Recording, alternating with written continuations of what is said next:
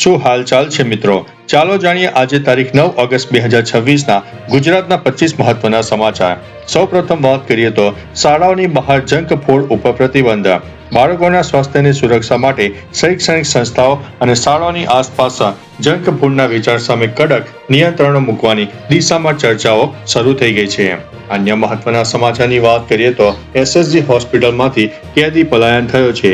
વડોદરાની એસએસજી હોસ્પિટલમાં સારવાર દરમિયાન પોલીસ પકડમાંથી નાસી છૂટેલા રેપના આરોપીને પકડવા માટે વહીવટીતંત્ર દ્વારા ડ્રોન ટેકનોલોજીની મદદ લેવામાં આવી હતી. અન્ય મહત્વના સમાચારની વાત કરીએ તો મોરબીના કૂવામાં દરિયા જેવા મોજા. મોરબીના વીરપરડા ગામમાં એક કૂવામાં અચાનક દરિયા જેવા મોજા ઉછળવાની ઘટના સામે આવતા ભૂસ્તરશાસ્ત્રીઓની ટીમ દ્વારા તપાસ હાથ ધરવામાં આવી છે. અન્ય મહત્વના સમાચારની વાત કરીએ તો જૂનાગઢમાં સિંહનો રેસ્ક્યુ ઓપરેશન. જૂનાગઢ વિસ્તારમાં લોખંડની અણીદાર ગેટ કે ફેન્સિંગમાં ફસાઈ ગયેલા એક એશિયા સિંહને વન વિભાગની ટીમે સફળતાપૂર્વક રેસ્ક્યુ કરીને બચાવી લીધો છે. આગળ વધીને વાત કરીએ તો સાયબર ક્રાઇમ જાગૃતિ અભિયાન. રાજ્યના નાગરિકોને ડિજિટલ ફ્રોડથી બચાવવા માટે સમગ્ર ગુજરાતમાં 5000થી વધુ સાયબર જાગૃતિ કાર્યક્રમોનું આયોજન કરવામાં આવ્યું છે. અન્ય મહત્વના સમાચારની વાત કરીએ તો આદિજાતિ વિદ્યાર્થીઓ માટે નવી બસોની ભેટ. રાજ્ય સરકાર દ્વારા બિરસા મુંડા ટ્રાન્સપોર્ટ યોજના હેઠળ આદિજાતિ વિદ્યાર્થીઓની સુવિધા માટે 139 નવી બસો ફાળવવામાં આવી છે. અન્ય મહત્વના સમાચારની વાત કરીએ તો આણંદમાં પોલીસ એન્કાઉન્ટર. આણંદ જિલ્લામાં અપહરણના એક આરોપી સાથે થયેલી પોલીસ કાર્યવાહી કે એન્કાઉન્ટરની ઘટના અત્યારે ચર્ચાઓએ જોર પકડ્યું છે. અન્ય મહત્વના સમાચારની વાત કરીએ તો અમદાવાદમાં ગેરકાયદેસર ફટાકડા યુનિટમાં બ્લાસ્ટ. અમદાવાદમાં એક ગેરકાયદેસર ધમધમતા ફટાકડાના યુનિટમાં અકસ્માત અને આગ લાગવાની મોટી દુર્ઘટના સર્જાઈ છે. આગળ વધીને વાત કરીએ તો રાજકોટ શાળા સંચાલક મંડળની રજૂઆત.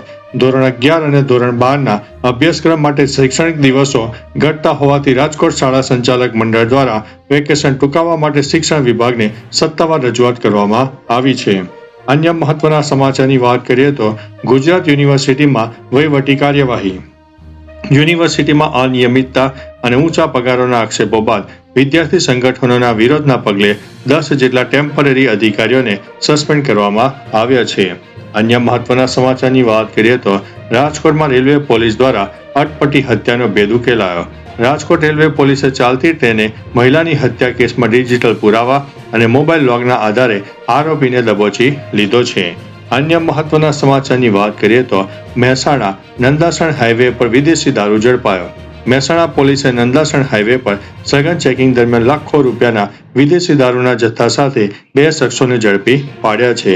અન્ય મહત્વના સમાચારની વાત કરીએ તો વડોદરાનો ફતેગંજ બ્રિજ બન્યો જીવલેણ. વડોદરાના ફતેગંજ બ્રિજ પર અકસ્માતોનું પ્રમાણ વધતા છેલ્લા 1 મહિનામાં અનેક વાહનો ટકરાવવાની ઘટનાઓ નોંધાઈ છે. આગળ વધીને વાત કરીએ તો વલસાડમાં ઔરંગા નદીનો પુલ ધોવાથી મુશ્કેલીઓ વધી છે. ભારે વરસાદના કારણે વલસાડનો નાનો પુલ ધોવાઈ જવાથી આસપાસના 11 ગામોના લોકોને 10 થી 11 કિલોમીટરનો ચકરાવો ખાવાની ભારે હાલાકી થઈ રહી છે. આગળ વધીને વાત કરીએ તો સુરતમાં ખાડીપુરની સમસ્યા સામે લોકોનો વિરોધ. સુરતમાં વારંવાર આવતા ખાડીપુરના કાયમી નિવારણ માટે સ્થાનિક લોકોએ ખાડીપુર નિવારણ સમિતિ બનાવીને જિલ્લા કલેક્ટરને આવેદનપત્ર પાઠવ્યું છે. અન્ય મહત્વના સમાચારની વાત કરીએ તો અમદાવાદ બોપલ વિસ્તારમાં સફાઈ કામની આડમાં ચોરી.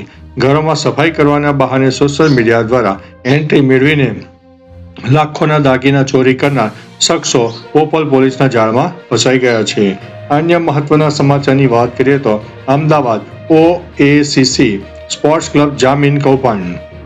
હાથીજણ વિસ્તારમાં આવેલી કરોડો રૂપિયાની ક્લબની જમીન બચાવી પાડવાના મામલામાં પૂર્વ પ્રમુખ હિતેશ ભટ્ટની વિવેકાનંદ નગર પોલીસે ધરપકડ કરી છે. અન્ય મહત્વના સમાચારની વાત કરીએ તો વડોદરા હોસ્પિટલમાંથી રેપ આરોપીનું પલાયન. વડોદરાની હોસ્પિટલમાં સારવાર હેઠળ રહેલો પોક્સો અને રેપનો આરોપી પોલીસ કસ્ટડીમાંથી નાસી છૂટતા પોલીસે ડ્રોનની મદદથી તેને સઘન શોધખોળ હાથ ધરીને ઝડપી પાડ્યો છે. અન્ય મહત્વના સમાચારની વાત કરીએ તો ગીર સોમનાથમાં એમ્બ્યુલન્સ પાસેથી ટોલ ટેક્સ વસૂલાત. કોડીનાર સોમનાથ 4 લેન હાઈવે પર નિયમ વિરુદ્ધ એમ્બ્યુલન્સ પાસેથી ટોલ ટેક્સ વસૂલવામાં આવ્યો હોવાની ઘટનાઓ સામે આવી રહી છે. અન્ય મહત્વના સમાચારની વાત કરીએ તો ગિરનાર પર સિંહોની સુરક્ષા માટે ટ્રેકર્સ. ગિરનાર વિસ્તારમાં સિંહોની અવરજવર અને માનવ વસ્તી સાથે વધતા સંઘર્ષને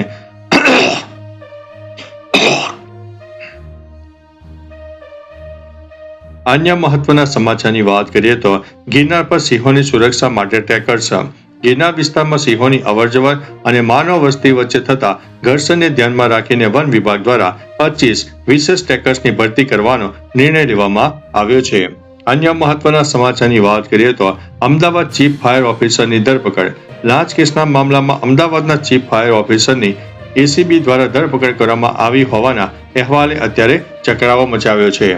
અન્ય મહત્વના સમાચારની વાત કરીએ તો સુરતમાં હની ટ્રેપ ગેંગ પકડાઈ. સુરત પોલીસે સોશિયલ મીડિયાના માધ્યમથી આધેડોને પ્રેમ જાળમાં ફસાવીને લાખો રૂપિયા પડાવતી અને અન્ય કેસમાં ફસાવાની ધમકી આપીને હની ટ્રેપ ગેંગના એક મહિલા સહિત 3 આરોપીઓની ધરપકડ કરી છે.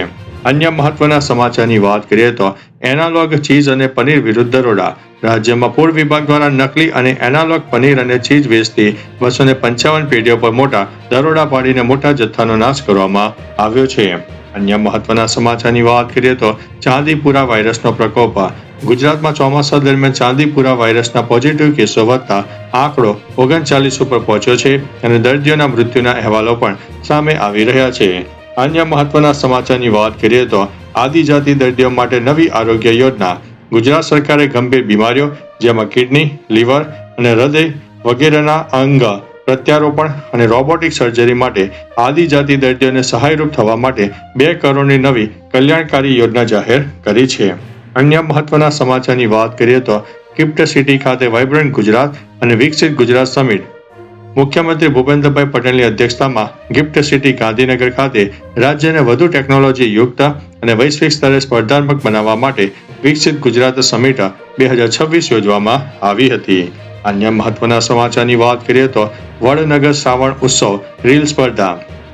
વડનગરની સાંસ્કૃતિક વારસાને વૈશ્વિક સ્તરે પ્રમોટ કરવા માટે ગુજરાત સરકાર દ્વારા શ્રી શ્રાવણ ઉત્સવ 2026 રીલ સ્પર્ધા માય ગુજરાત પોર્ટલ પર શરૂ કરવામાં આવી છે, જેમાં વિજેતાઓને રોકડ પુરસ્કારો આપવામાં આવશે.